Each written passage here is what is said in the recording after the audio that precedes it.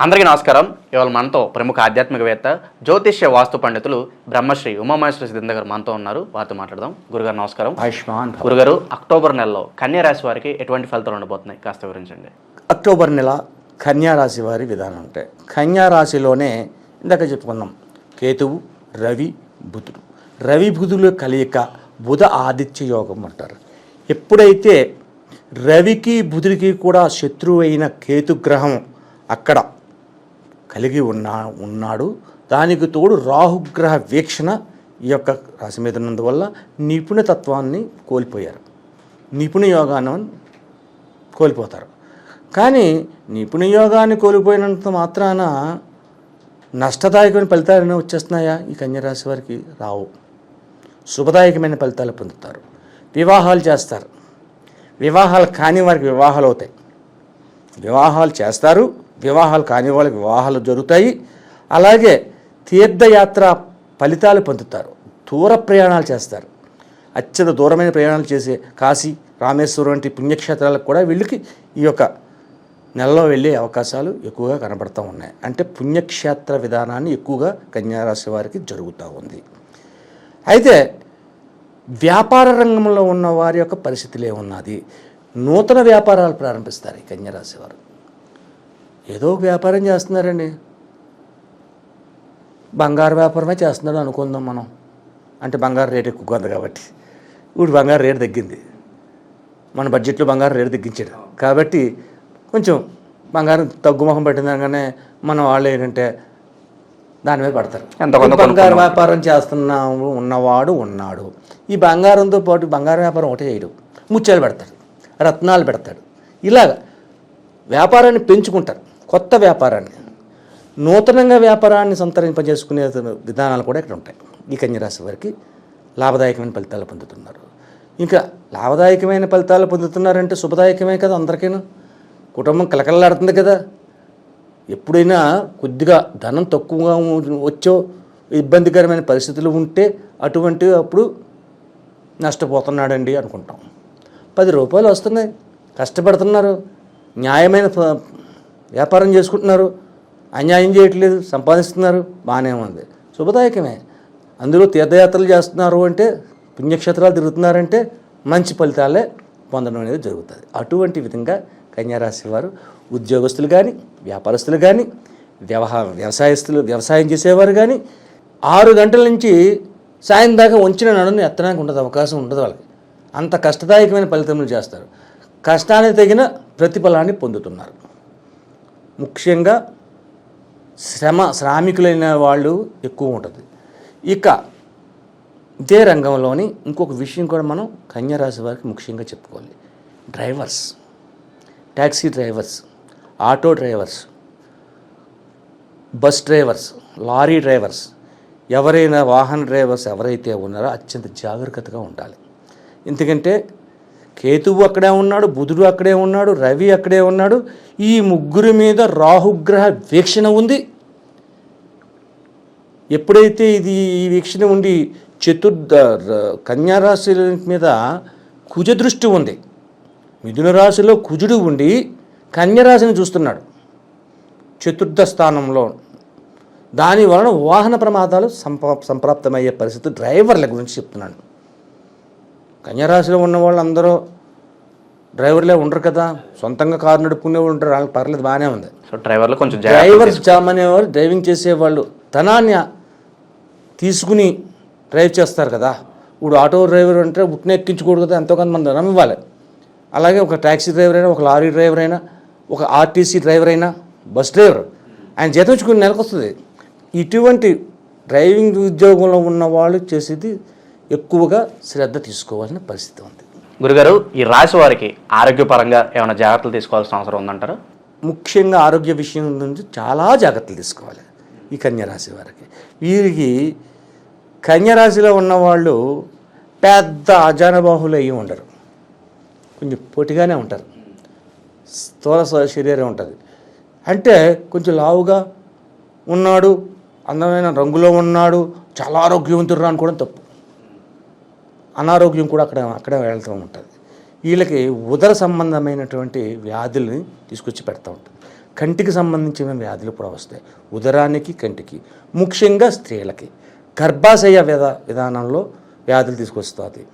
కాబట్టి అత్యంత జాగరూకతగా ఉండాలి. ప్రతి చిన్న విషయాన్ని కూడా నెగ్లెక్ట్ చేయకుండా శ్రద్ధ వహించి వైద్య సహాయాన్ని పొందాలి.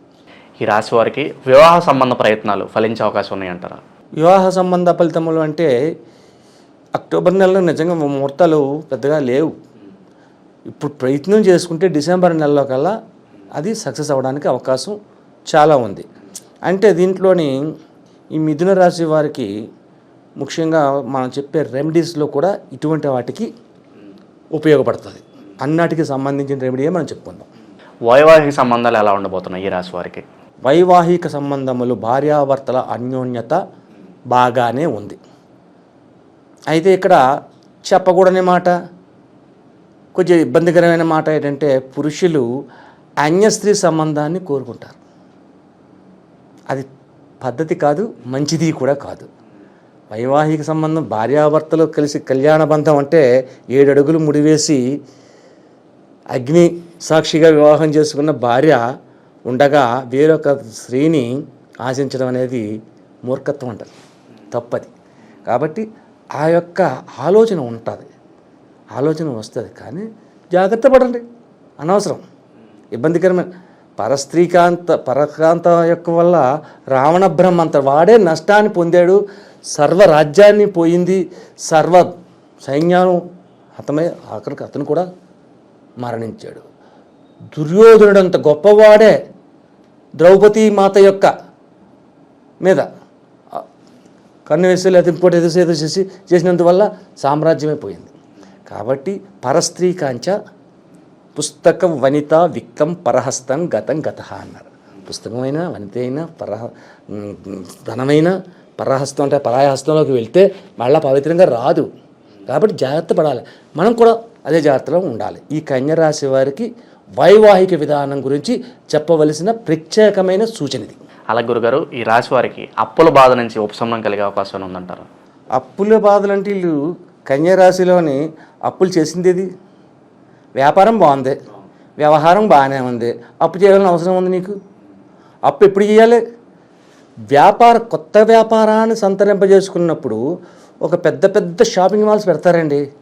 మనం చూస్తున్నది ఆ షాపింగ్ మాల్స్లోని కొన్ని కోట్ల విలువైనటువంటి బట్టలు అవ్వచ్చు, బంగారం అవ్వచ్చు, ఆభరణాలు అవ్వచ్చు, ఏదో కొన్ని కోట్లు, అవన్నీ కోట్లు తీసుకొచ్చి పెట్టేలేదు. దానికి ఒక పద్ధతి ఉంటుంది. ఇది 1/3 పెడితే 3 వంతులు బయట వారి నుంచి వస్తుంది. ఆ వచ్చిందంటే అప్పే అది మంత్లీ ఇంతని చెప్పేసి ఇన్కమ్ మళ్ళీ దానికి కడతారు. అలాగే చిన్న వ్యాపారస్తులు చేసేవాళ్ళు అప్పు చేయరు, వీళ్ళు భయస్తులు. చిన్న వ్యాపారాలు అమ్మో ఇంత అప్పు చేసేస్తే మనం తెచ్చగానే లేదు, వడ్డీలకే సరిపోద్దని భయపడతారు. కానీ అప్పులు చేయట్లేదు వీళ్ళు, అప్పులు చేయకుండా వ్యాపారం చేస్తున్నారు, ఉన్నంతలో తృప్తి పడుతున్నారు. కాబట్టి శుభదాయకమైన ఫలితాలే పొందుతున్నారు. అలాగే గురుగారు, ఈ రాశి వారికి అనుకోని ప్రయాణాలు కానీ అలాగే ఏదన్నా విదేశీయానం కానీ ఉండే అవకాశం ఉందంటారా? రాహుగ్రహ వీక్షణ కలిగి ఉండి కుజగ్రహ వీక్షణ కలిగి ఉన్నది కాబట్టి విదేశ గమనాలకు వెళ్ళడానికి అవకాశం ఉంది. విదేశాలలో సక్సెస్ పొందుతారు వెళ్ళి. అంటే వ్యాపార రంగంలో కూడా విదేశాలకు వెళ్ళే పరిస్థితులు కూడా కలుగుతాయి. అంటే వ్యాపార రంగంలో విదేశాలు ఏంటండి అని అడగచ్చు.